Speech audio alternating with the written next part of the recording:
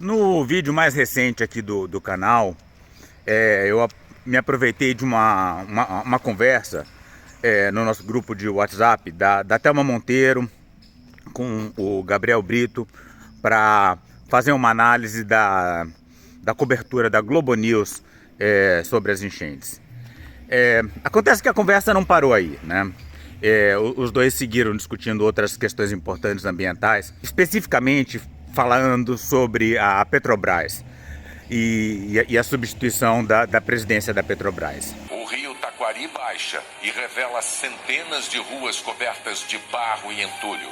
O exército monta uma passarela flutuante entre Arroio do Meio e Lajeado, cidades separadas pelas enchentes.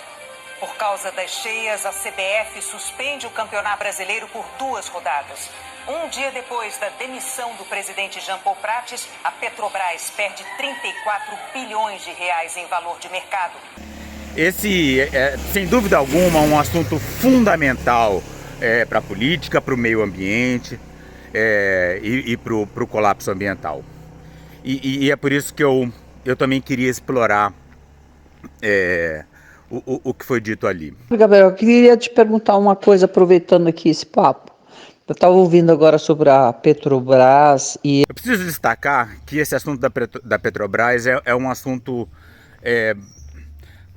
bastante nebuloso para mim. Tanto Gabriel quanto Thelma sabe muito mais disso. Então eu estou aqui para aprender também e eu me guio pela opinião dos dois, em termos de tentar entender o que está certo, o que está errado. Vamos continuar escutando. A demissão do Prates, né? Eu tenho já venho falado várias vezes a respeito da interferência do Lula na Petrobras, mas uma interferência política, né? Não uma interferência assertiva do ponto de vista do que é bom para o país, do que é bom para a empresa. Eu entendo que essa discussão sobre a Petrobras, ela passa por... Opa, bom dia! Eu estou fazendo um trabalho de recuperação ambiental aqui na beira do Rio Xingu. Aí o pessoal passa buzinando, apoiando o trabalho, não tem como ignorar. Mas voltando ao assunto. Tem duas questões fundamentais ligadas à Petrobras, né, no meu entender, né? Tem essa questão dos dividendos, que realmente eu não sou capaz de opinar. Vou ouvir o que meus amigos estão falando. E tem a outra questão, que para mim é mais cara, que é a questão da transição energética, da transição ecológica, sobre a qual eu sou cético, já falei sobre isso, mas é um assunto fundamental, e especificamente a ideia de explorar petróleo na região da Foz do Amazonas. Como um conjunto. Então eu queria escrever, eu tenho os detalhes, tenho acompanhado os detalhes, a questão dos dividendos extraordinários, que isso, a importância dos dividendos extraordinários, dos 38% para o caixa do governo, e agora se você considerar o dinheiro que vai ser necessário para o Rio Grande do Sul, eu imagino que eles vão acabar fazendo a divisão não de 50%, né? De distribuição não de 50% dos dividendos extraordinários, mas já vão acabar fazendo 100% de distribuição dos dividendos extraordinários, porque o governo federal precisa enfiar a parte que lhe cabe, né? Dos 38% das ações e do controle, no caixa do governo, porque... Pois é, a essa altura eu já tô que nem o meme da Renata Sorrah, né?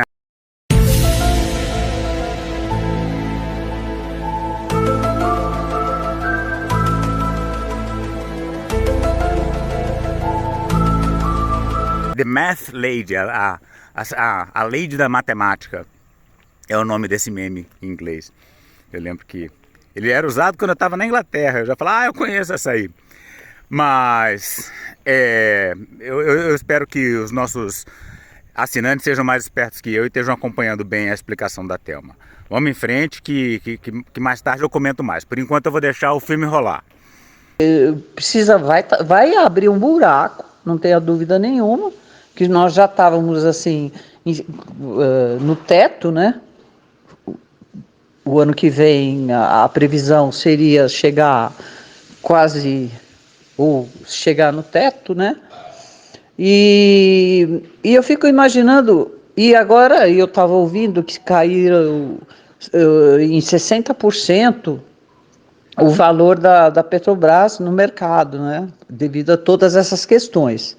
Eu não sei até que ponto o mercado não força a barra e até que ponto a interferência política na Petrobras, e tem a questão do sindicato dos petroleiros, que quer perfuração, quer fazer plataforma, né?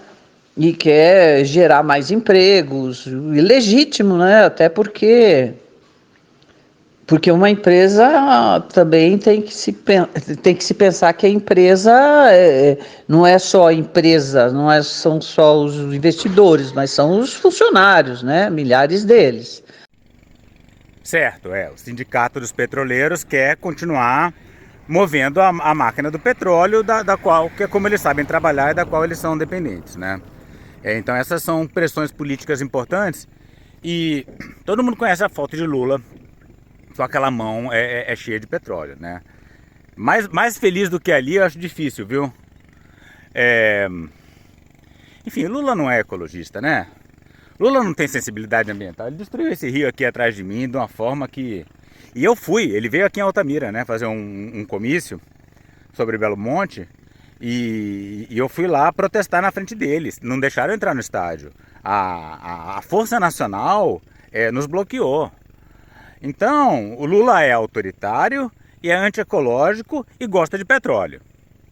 Então eu queria fazer um apanhado geral dessa história. O que você acha? Não sei, eu tenho acompanhado muito de perto isso, e agora o ministro Alexandre Silveira, do Ministério de Minas e Energias. Esse sim, esse é o grande vilão dessa história. Presta atenção nisso, tá? Ou então, se você é uma pessoa que já desistiu do governo, é o Lula que botou ele, né? Aí você pode dizer, se você for mais de esquerda, então é o Congresso, é a coalizão, é a necessidade de vencer o Bolsonaro, enfim, sei lá.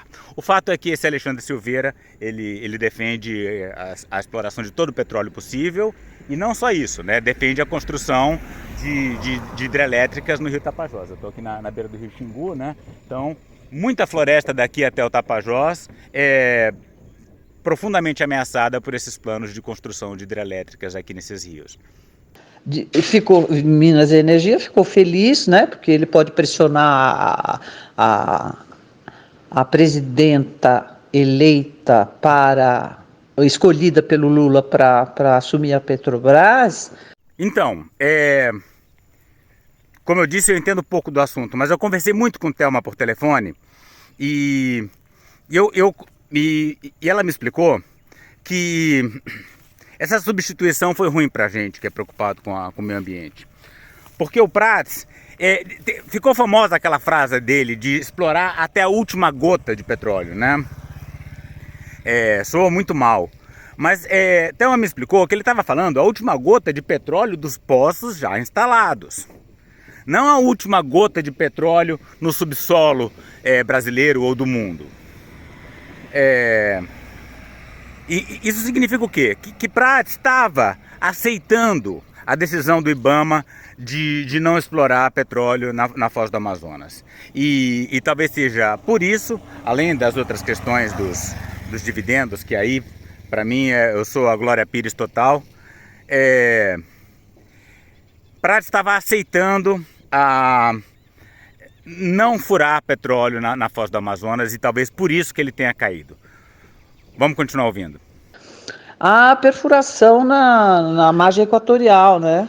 Na Foz do Amazonas e outras ainda, porque, segundo ele, nós vamos ter que esgotar, nós vamos ter que explorar o petróleo até a última gota, já que os outros países já ganharam muito dinheiro, então chegou a vez do Brasil. Então, Esse ele que Thelma está falando é o ministro das Minas e Energia, o Alexandre Silveira. e eu não falei ainda, e nisso aí, é lógico que estaria embutida a questão da transição energética, né?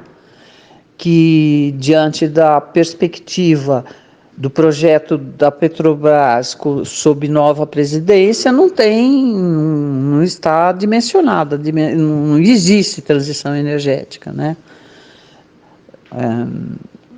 Vão querer fazer refinarias, lógico, se você vai extrair mais petróleo, porque você tem que explorar o fato de que nós podemos ser o maior exportador de petróleo, né?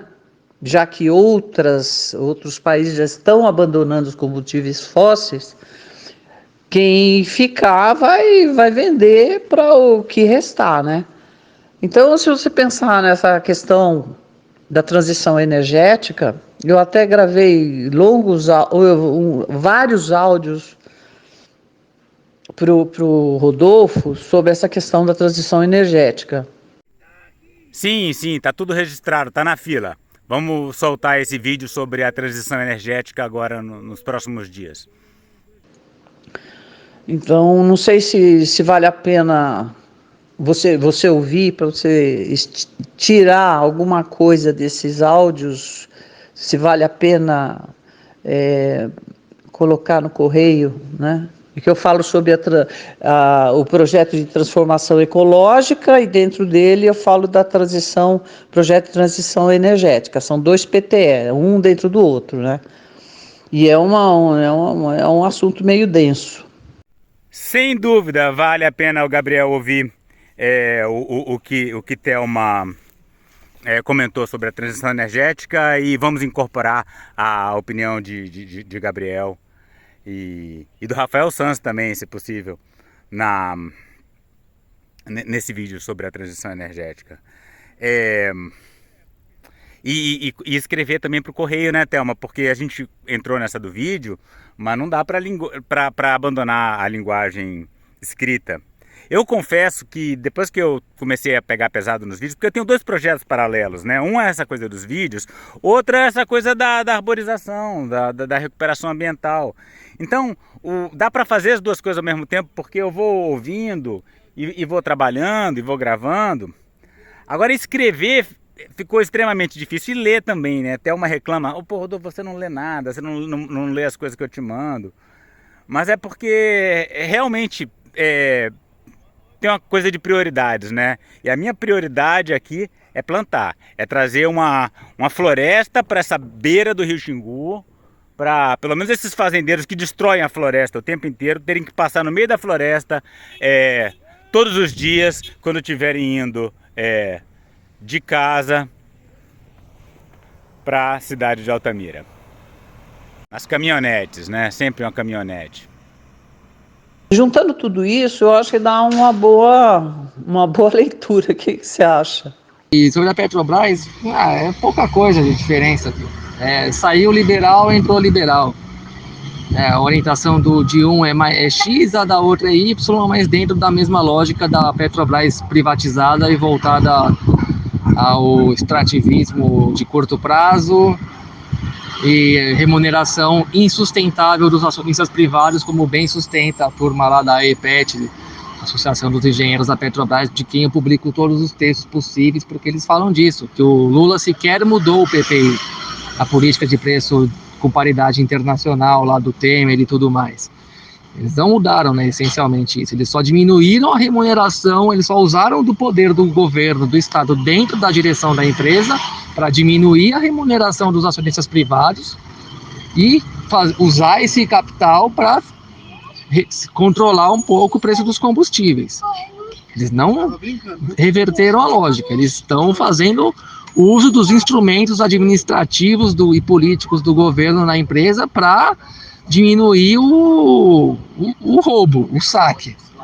Mas a lógica de roubo e saque está mantida. A intensidade desse roubo e saque é que foi alterada, que foi diminuída. E a divergência entre o Prates e a Magda Chambriard é muito minúscula para a gente. A Magda, teoricamente, é mais favorável à parceria com empresas privadas que levam óleo bruto embora mais rápido. Ela também parece, não tenho certeza, mas parece atender o lobby das termoelétricas, que é absolutamente nefasto. E tem uma visão de repente, fazer esse ou aquele investimento produtivo interno, como, por exemplo, acelerar a construção de navios e estaleiros dentro do Brasil. Mas é uma ninharia, é uma mudança muito que reflete mais uma divergência interna ali no alto comando da empresa do que uma mudança de orientação realmente nacionalista e pós-neoliberal, que é o essencial. Saiu o neoliberal de sangue O negativo, entrou no neoliberal de sangue O positivo, então é a mesma merda no final das contas, e vai mudar essa ou aquela ninharia. Justamente, saiu neoliberal de sangue O negativo e entrou neoliberal de sangue O positivo. É uma disputa de poder. Vamos fazer um breve intervalo na fala do Gabriel para ouvir o que os liberais estão falando sobre o assunto, especificamente a sua musa Miriam Leitão. O ministro das Minas e Energia já tinha dito que ele não abria mão do poder que ele tem sobre a empresa. Na verdade, ele está mostrando que ele não entende como é que funciona uma empresa de capital aberto que tem tantos acionistas. O governo é o controlador, mas ele não tem todo o poder, né? E o ministro não tem esse poder que ele pensa que tem. Mas ele exerceu esse poder nessa briga interna dentro do governo. Isso é muito ruim. Isso é muito ruim porque é uma empresa grande, a maior empresa brasileira, tem acionistas no mundo inteiro. E essa briga mostra que fica muito parecido com o governo anterior. No governo passado, o governo Bolsonaro, teve 4 demissões de presidente. 4 presidentes foram comandar a companhia. Agora, mas é o segundo no governo Lula. 6 presidentes na maior empresa brasileira é muito ruim. Então, a disputa em que houve clara disputa pública sobre a distribuição dos dividendos acabou sendo vencida pelo próprio Jean Paul Prats. Então, não fica clara a explicação da saída dele. Pois é, se a questão dos dividendos agradou ao Lula, Miriam Leitão acha que não está clara o motivo da substituição, né? Ela só lamenta que houve uma substituição. Quem sabe seja a questão da transição energética, da exploração de petróleo na Foz do Amazonas, hein? É curioso que Miriam Leitão nem toca na possibilidade desses fatores terem sido fundamentais. E foi muito ruim para a empresa. Mostra só instabilidade, intervencionismo, não é um recado bom. Agora, essa diferencinha de O negativo para O positivo tem alguma consequência para a questão da transição energética? Para a questão da exploração de petróleo na Foz do Amazonas? Essa é a grande questão, porque ela também seria um indicativo da posição do governo de forma geral, né? E é aí que eu queria focar um pouco mais, entender, mesmo sabendo que a diferença é minúscula, né? Talvez não seja 6 por meia dúzia, né? Talvez seja 5,5 por 6,5, 6,5 por 5,5. Eu falei há um tempo atrás aí, o Rodolfo até usou num vídeo, no fim das contas o PT nunca reverte uma privatização. Justamente, o PT nunca reverte uma privatização. Até faz um certo barulho antes da privatização, mas depois não reverte. E essa reversão é fundamental nesse momento que a gente vai repensar a nossa matriz energética, porque os sócios, eles estão preocupados com uma única coisa, no lucro, né? Os acionistas, né? Não falo do pequeno, né? O pequeno ele pode estar mais preocupado com a transição energética do que com o lucro, apesar de ter alguma ação da Petrobras. Eu estou falando do Paulo Lemann, né? E a gente precisa fazer escolhas difíceis, tanto em relação à energia hidrelétrica, quanto em relação ao petróleo, e é por isso que a gente precisa reestatizar a Petrobras, a Eletrobras, né? É claro que isso não está no horizonte político do Lula, mas é por isso que a gente vai deixar de falar? Não, a gente tem que falar. Eu acho que a gente tem que apontar o que está errado. Eu acredito nisso. Eu acho que apontando, inclusive às vezes botando o dedo na cara, a gente contribui de alguma forma para a melhora do nível da discussão e eventualmente talvez um dia alguma melhora O colapsista está falando em melhora, né? O ambiente geral está colapsando, né? Não vamos ser otimista tolo aqui também. O pior de tudo é isso, o PT nunca reverte uma privatização. Ele só usa dos instrumentos que o Estado tem à disposição para pegar um excedente econômico e dar uma vazão social para esse excedente econômico, em vez de roubar tudo para o acionista privado. Mas ainda assim é um modelo nefasto, insustentável também. Do ponto de vista econômico, eles estão matando a Petrobras. Do ponto de vista capitalista, eles estão inviabilizando a Petrobras porque o nível de dividendo que os acionistas privados recebem é totalmente incompatível com a realidade. Só comparar com os dividendos das outras grandes petroleiras do mundo, que isso aqui é surreal. É surreal.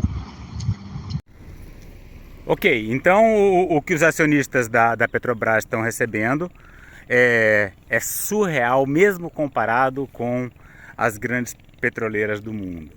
Agora imagina qual é o termo que a gente usaria para caracterizar esses dividendos em relação às petroleiras que estão de fato abandonando o petróleo e entrando e fazendo alguma transição energética. Eu acho que apesar de entender tão pouco do assunto, eu consegui formular uma pergunta relevante. Oi, Rodolfo, tá massa esse vídeo. Ok, o vídeo já estava pronto nesse ponto, né, da minha pergunta supostamente inteligente sobre o assunto, quando eu recebi uma contribuição da minha amiga Karen, né, que já falamos dela, ela já falou sobre o dumerismo, o colapsismo, recentemente, condenando, é importante destacar, falando sobre a Petrobras. E aí não tinha como deixar de fora os comentários dela, apesar de eu já estar aqui fim de tarde, saindo com a cachorrada para dar uma volta. Vamos lá, vamos ver o que a Karen falou. Aí o negócio que você não entendeu é a coisa, eu acho que é da dívida pública, que vai passar do teto e tal, que eu acho meio estranha essa história, porque dívida pública é em relação ao produto interno bruto. Não, eu nem tinha me tocado coisa de dívida pública, não. Era mais sobre os dividendos especiais da Petrobras, enfim, mas é um assunto que não é meu mesmo. O fato é que a Thelma pode estar explicando muito bem, chegou uma hora que eu me desligo. Mas vamos ouvir aí o que você tem a falar sobre essa questão aí da dívida pública. E nos Estados Unidos, por exemplo, é tipo 700% do PIB. E na China é 400% do PIB. Aqui no Brasil, se passar de 70% do PIB, o povo tem um chilique, né? Então, isso essas coisas desse capitalismo Fiat que eu tenho falado, que não é mais... O dinheiro não existe mais, na verdade. Dinheiro não existe. Agora é jogatina, é feito um cassino. O pessoal aposta em alguma coisa. Me diga, se você mudou uma pessoa pela outra na direção... A Petrobras perdeu 35 bilhões de valor, não foi isso?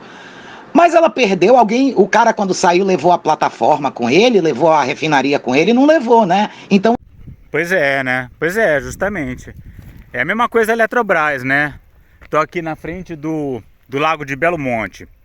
O meu sonho é que a gente possa destruir aquela barragem e trazer o Xingu de volta para sua condição ancestral. Imagina se isso é falado, quanto que a Eletrobras vai perder ou ganhar? Será que ganha? Os bens da empresa ainda estão lá. O que mudou foi a posição dos investidores, porque daí eles não apoiam mais e não vendem a ação, e aí o valor da empresa cai. Por isso que eu acho que tem que reestatizar tudo, né?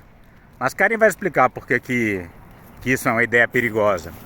Eles venderam a ação de bolo, né? Porque o que é agora, por exemplo, Bolsa de Valores, agora você aposta na perda. Como aconteceu aquela crise do subprime dos Estados Unidos, quebrou a economia, só não quebrou tudo porque o governo americano botou trilhões de dólares dentro para não deixar os bancos quebrarem, que é o que eu sempre digo, tem que deixar quebrar. Faz besteira, tem que quebrar, né? Justamente, Karen, justamente. Deixa eu mudar um pouco de assunto, né, nesse seu mote do faz besteira, tem que quebrar, né? Estamos aqui, Belo Monte, né? Belo Monte se comprometeu a fazer uma avaliação da Volta Grande do Xingu para saber como é que estaria o regime hidrográfico afetando ali a sociobiodiversidade. E a gente comprovou nos últimos anos que tá o caos, o ambiente, a Volta Grande do Xingu está colapsando por falta d'água e que precisa passar mais água. Beleza, então passa mais água. Aí quem é que vai ter prejuízo? Belo Monte, tá? Problema dos acionistas da Eletrobras. A gente tinha deixado bem claro que Belo Monte não seria viável. Então tem que passar mais água pela Volta Grande, e se Belo Monte começar a dar prejuízo, melhor ainda, porque a gente derruba a barragem. Fez besteira, tem que quebrar. Vale para banco, vale para barragem. Aí eu abri aqui a página da Petrobras, que por sinal está em inglês, né? Para ver a estrutura de investimento dela, de abril de 2024, tá aqui. Governo federal tem 28,67%. Aí o BNDES Par tem 6,90%, BNDES tem 1,04%, aí vem New York Stock Exchange, isso é portfólio da Bolsa de Valores de Nova York, tem 21,07%, investidores não brasileiros tem 25,74%, investidores institucionais tem 6,75%. Eu não sei quem são esses investidores institucionais. Não está dizendo se é brasileiro ou não. Tá aí uma coisa importante, né? Uma informação mais detalhada para a gente saber quem é que está mandando na nossa, entre aspas, empresa de energia. Porque investidores não brasileiros são os portfólios estrangeiros que estão comprando a ação da Petrobras, né? Aí eu somei aqui o que tem na Bolsa de Valores de Nova York, mais os investidores não brasileiros e os investidores institucionais, que eu não sei de onde é, que eu procurei aqui e não achei. Dá 53,56%, certo? Ou seja, quem está controlando a Petrobras, quem tem maioria na mesa diretora, é estrangeiro, certo? É estrangeiro. Aí eu acho que foi o Gabriel que estava falando do como é que se diz? Do que é que você vai fazer de nacionalizar o petróleo. Se tentar nacionalizar o petróleo, vai acontecer um Mossadegh de novo. Sim, Karen, exatamente, Gabriel. Mas é uma discussão que a gente está tendo aqui no canal, né? A gente chegou a falar muito sobre a necessidade de renacionalização da Eletrobras recentemente, no contexto dessa decisão maluca de voltar a construir hidrelétricas no Rio Tapajós. Porque é que tiraram o Jango do poder, quando ele disse que ia nacionalizar o petróleo, quando eles empicharam a Dilma, quando ela disse que ia nacionalizar e pegar os royalties dos postos de petróleo e investir na educação e na saúde, etc. Porque essa galera quer esse dinheiro. É uma coisa transnacional. A gente fica pensando, Brasil, Estados Unidos, Rússia, China, como se fossem instituições separadas. E não são, porque o mercado financeiro, que é de dinheiro de mentirinha agora, que é uma jogatina, um cassino virtual, tá certo? É transnacional. É interessante, Karen, você falando aí que a Petrobras é transnacional, mesmo porque o aquecimento global também é transnacional. Então, é conveniente do ponto de vista das lutas, né? A gente só precisa saber com quem que a gente está falando, né? Porque a gente muitas vezes fala de Lula, né? Com os ministros de Lula. Agora, se Lula já ficou para trás, se a questão é transnacional, como é que a gente vai atuar? Não tem fronteira. O pessoal fica, porque a crise dos imigrantes, porque o pessoal está entrando ilegal. Tem fronteira pra gente, não tem fronteira pra essa galera, não tem fronteira pra esse dinheiro. E quem tentar botar fronteira vai ser derrubado, tá certo? Então, o problema da transição energética. A gente tem um problema aqui no Brasil também, porque quando a gente tenta fazer transição energética, botar, por exemplo, parque eólico, tem um pessoal que também não deixa. Eu não sei se esse pessoal é pago pela indústria petroquímica, não sei, pode ser. Pois é, Karen, parque eólico eu não sei opinar. Glória Pires de novo aqui, terceira. Já posso pedir música pro Fantástico. Porque eu vivo na Amazônia, né? E isso não acontece por aqui, né? A questão aqui são as hidrelétricas. Aí, ó, pessoal, aparecendo no vídeo aí.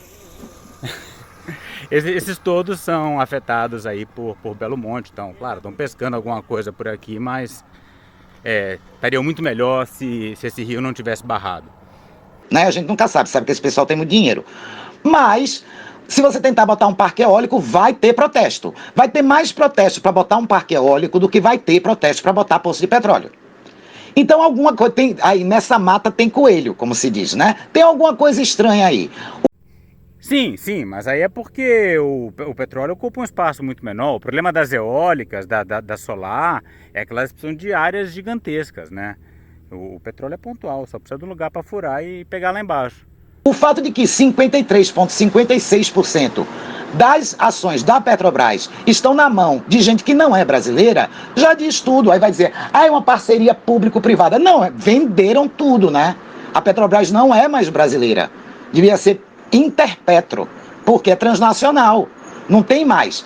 Aí você olha aqui, o que é o FGTS, por exemplo, os fundos do FGTS que compraram da Petrobras para fazer aqueles portfólios de pensão, né? 1,33%. 1,33% você não senta nem na mesa. As ações do Tesouro Nacional, 1,04%. Qual é o poder que o governo federal tem? Com menos de 29% das ações. Então, o problema que eu estou falando desde o início é que o sistema econômico mundial virou dinheiro de mentirinha, virou dinheiro de banco imobiliário. Aquele papelzinho que você joga no jogo banco imobiliário. Pronto, dinheiro é isso. Não existe mais. É de mentira. Desde os anos 70. Certo, quem fica contando dinheiro somos nós, os plebeus, né? E não os senhores feudais. E aí o pessoal fica fazendo cassino virtual e quebrando os países à vontade. E se você tentar acabar com isso, ou seja, botar uma fronteira econômica, principalmente na indústria do petróleo, aliás, na produção energética geral, a galera vai e destrona a pessoa. Imediatamente dá um golpe, bota... Certo. Então é como se Lula, por um milagre, resolvesse reestatizar a Eletrobras. E sabe que a licença de operação de Belo Monte está sendo discutida nesse momento. Tem meses aí que está parado, não foi renovada, né? Se vence a tese de que não deve ser renovada, que foi uma bobagem, que a gente tem que desmontar isso aqui e deixar o rio correr, Lula não passa 24 horas na cadeira da presidência, né? Que nem fizeram lá no Irã. O Mossadegh disse, bora nacionalizar o petróleo iraniano, que era um cara progressista, que estava preocupado com o povo iraniano, que amava o país dele. Tiraram o cara com $60 mil.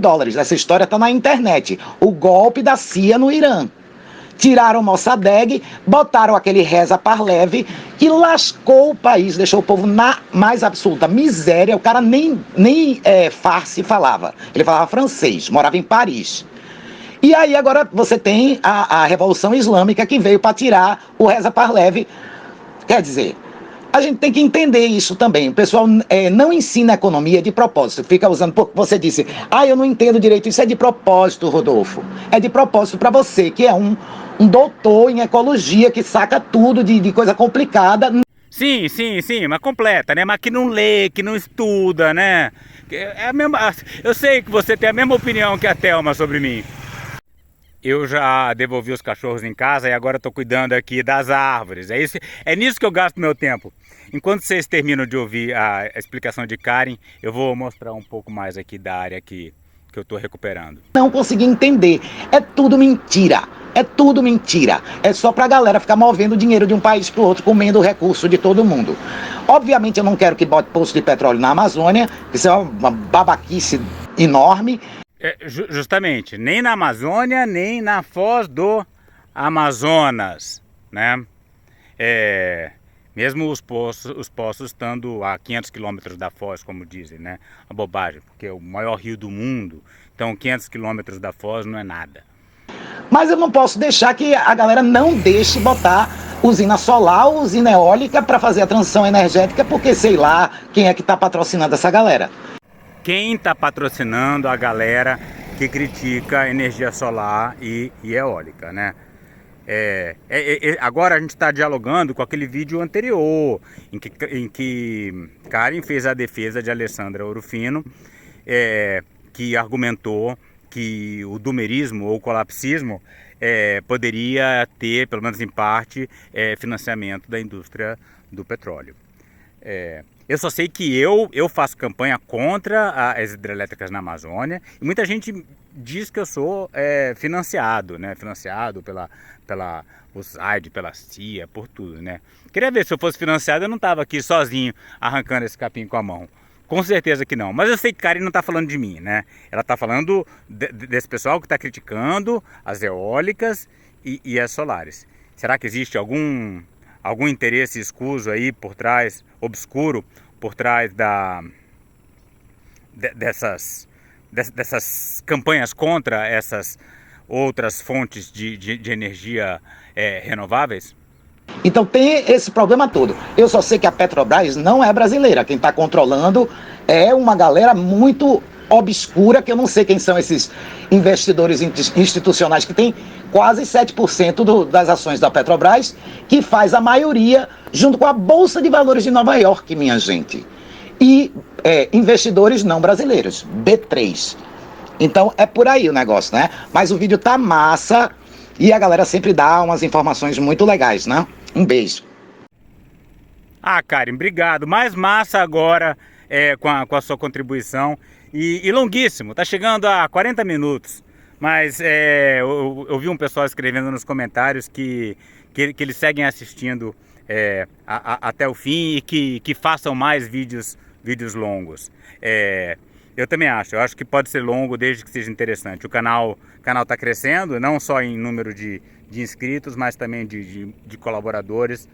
E eu recomendo que você, se está assistindo sem estar inscrito, inscreva-se no canal, que a gente vai ter muito mais contribuições agora de Karen também, regularmente, de Gabriel, além dos nossos velhos, né, queridos, Thelma, Rogério, etc. É isso. Valeu.